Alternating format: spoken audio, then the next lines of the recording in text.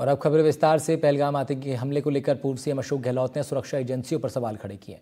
NDTV से बातचीत में गहलोत ने कहा, हमले में सुरक्षा की कड़ी चूक है जिसकी पब्लिकली स्वीकृति और उच्च स्तरीय जांच होनी चाहिए। गहलोत ने कहा है कि किस जगह पर जाने के लिए सामान्य नागरिक को कई स्तर की चेकिंग से गुजरना पड़ता है, वह आतंकी हथियार के साथ पहुंचे कैसे, ये बड़ा सवाल है। पूर्व सीएम ने इसी मुद्दे को सांप्रदायिक रंग देने पर भी ऐतराज जताया। कहा, ऐसे वक्त में हिंदू मुसलमान की राजनीति की बजाय आतंकवाद को करारा जवाब देने की जरूरत है। एनडीटीवी ने खास बातचीत की है पूर्व सीएम से। जम्मू कश्मीर के पहलगांव में जो आतंकी हमला हुआ है उसे लेकर पूरे देश में गुस्सा है, आक्रोश है, निंदा भी की जा रही है और सारी पार्टियां एक साथ सरकार से मांग भी कर रही कि कड़ी कार्रवाई की जानी चाहिए। पूर्व मुख्यमंत्री अशोक गहलोत हमारे साथ बातचीत करने के लिए मौजूद हैं। गहलोत साहब, सवाल तो कई हैं लेकिन सबसे बड़ा सवाल ये कि सिक्योरिटी में चूक हुई, आपने ये मुद्दा उठाया है। मैं कल से कह रहा हूँ आपको कि बाकी सब बातें तो ठीक है, 2-3 हज़ार लोग वहाँ थे। पर्यटन का जो केंद्र बिंदु है वहाँ तक जाने में ही लोगों को चेकिंग होती है जगह जगह पर। कई लोग कह रहे हैं कि हम जाके आए तो हर जगह हमारी चेकिंग हुई, तो क्या कारण है कि ये लोग हथियारों के साथ कैसे पहुँच गए वहाँ पर। पहलगांव के पास में जो जगह है जहाँ पर ये घटना हुई है, ऐसी घातक घटना, तो वहाँ तक ये हथियार लेके पहुँचे कैसे। वहाँ तो चप्पे चप्पे पे पुलिस भी है और सिक्योरिटी फोर्सेज लगी हुई है, तो ये तो चूक तो कहीं कहीं हुई है, कहीं लापरवाही हो सकती हो। उसकी तो मैं समझता हूँ सरकार को पहले जांच भी करवानी चाहिए, जिससे कि वो आगे जो कदम उठाए हैं वो उसको सुनिश्चित तरीके से कर सकें। इतनी बड़ी घटना हो गई मान लो, बताइए, तो चूक तो कहीं कहीं हुई है।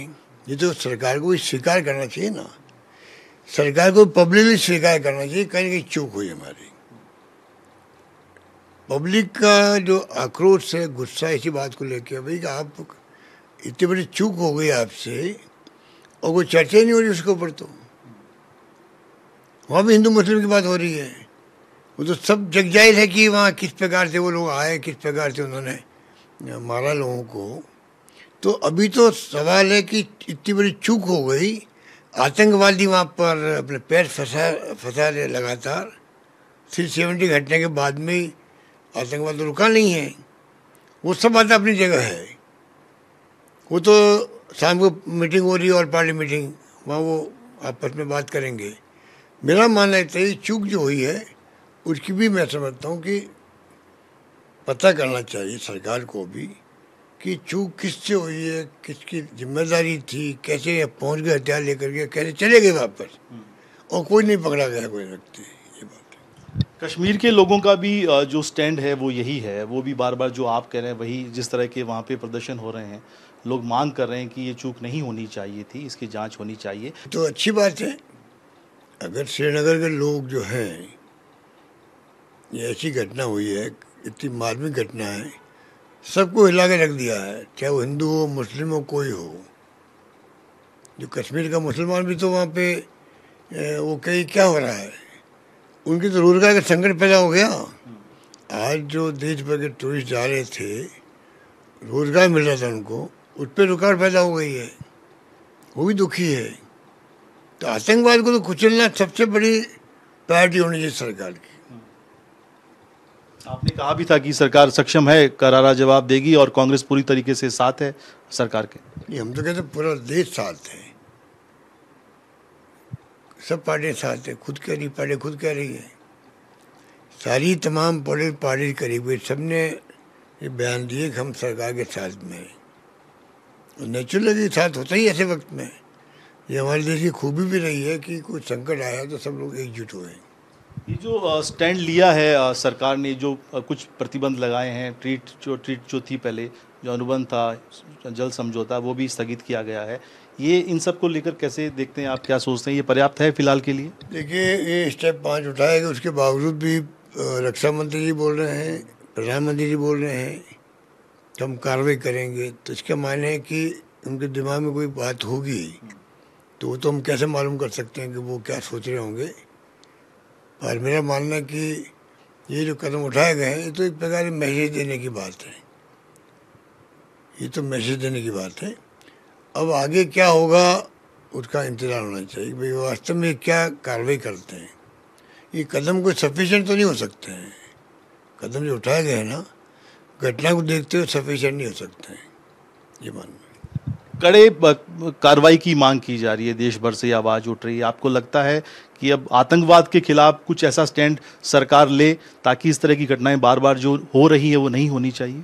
बिल्कुल, मैंने कहा टॉप प्रायोरिटी सरकार की होनी चाहिए कि हमें एक संकल्प होना चाहिए सरकार का, हम किसी भी कीमत पर आतंकवाद को समाप्त करके रहेंगे। इस संकल्प के साथ में सरकार को आगे बढ़ना चाहिए, मेरा मानना है। इस घटना के बाद में देश दुनिया के मुल्कों में सबने कंडेम किया इसको, तो ये मौका है सरकार के लिए संकल्प करने का कि हम किसी भी कीमत पर, हमारी टॉप प्रायोरिटी रहेगी जम्मू कश्मीर के लिए आतंकवाद समाप्त हो, जिससे कि वहाँ के लोगों को भी शांति मिले, वहाँ सुकून मिले और देश को सुकून मिले। टाइमिंग को लेकर गहलोत साहब सवाल उठ रहे हैं कि पीएम मोदी देश से बाहर थे, अमेरिका के वाइस जो प्रेसिडेंट हैं वो देश में आए हुए थे, राजस्थान में थे, तो क्या लगता है कहीं ये सारी चीज़ें मैच कर रही हैं? कुछ मैसेज देने की कोशिश थी आतंकियों की ओर से?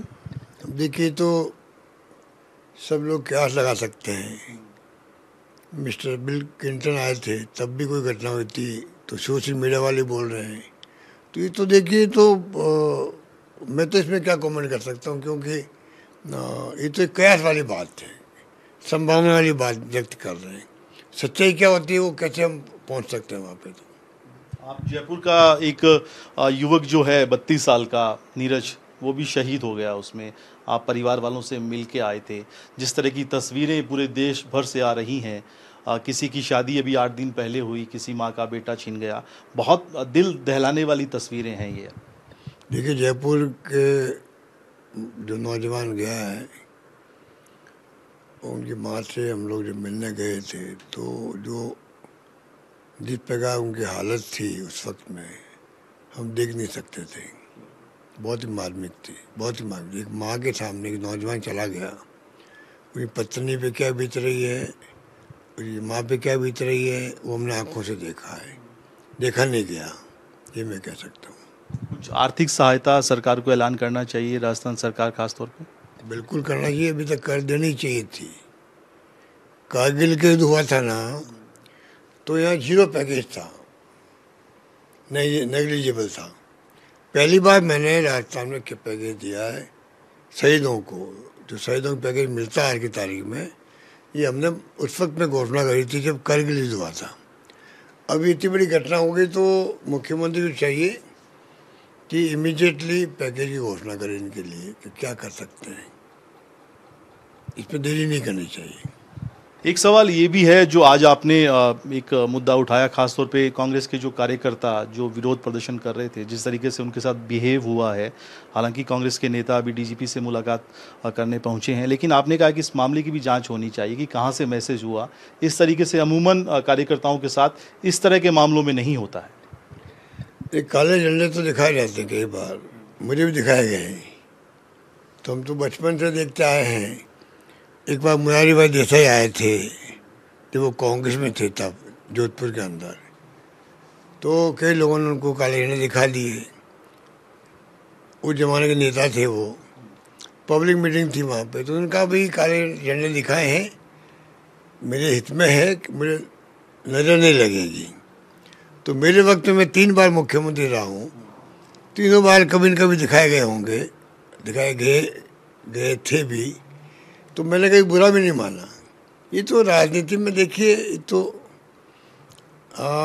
विरोध प्रकट करने का तरीका होता है, उसको इस रूप में लेना चाहिए। सीएम को बड़ा दिल पर जिस प्रकार से सीएम तो बड़ा दिल दिखाना भी जाए तो कई लोग ऐसे होते हैं जो कि उनको सलाह देते, उल्टी सलाह देते हैं। इस केस में ऐसे ही हुआ लगता मुझे।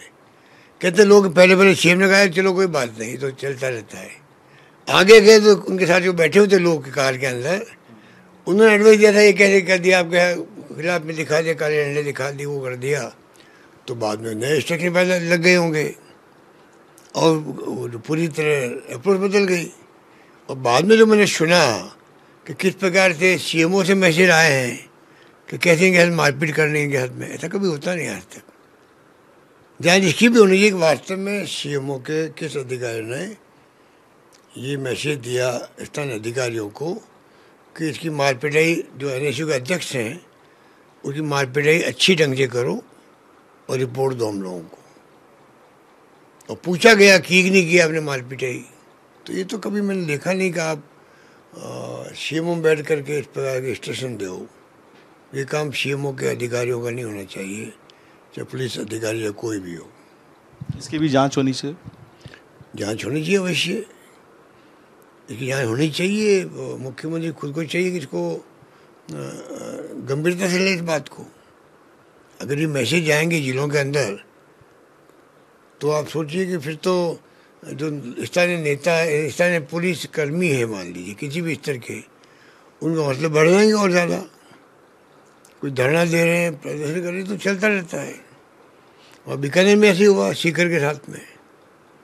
सीकर की घटना अलग हुई है, बीकानेर में अलग हुआ है, जो हमने प्रस्ताव पास किया आज पीसीसी के अंदर। सर, देश को लेकर एक आखिरी सवाल ये कि अब जब सर्वदलीय बैठक हो रही है, पूरा देश कार्रवाई चाहता है, आपका क्या जो है स्टैंड है, कैसी कार्रवाई होनी चाहिए अब खासतौर पे पाकिस्तान या आतंकवाद के खिलाफ अगर बात की जाए? देखिए, ये तमाम काम सरकारों का होना चाहिए। इसमें किसी भी पॉलिटिकल पार्टी हो या कोई इंडिविजुअल हो, वो कमेंट कभी करते नहीं हैं, क्योंकि जो सरकार में होते हैं वो सोचते हैं देश हित में क्या रहेगा। देश हित पहले होता है, तो देश हित में क्या है ये तय करने का काम आज की तारीख में एनडीए गवर्नमेंट का है, मेरा मानना है। बातचीत के लिए शुक्रिया। कैमरामैन निर्मल के साथ सुशांत पारीक, एनडीटीवी, जयपुर।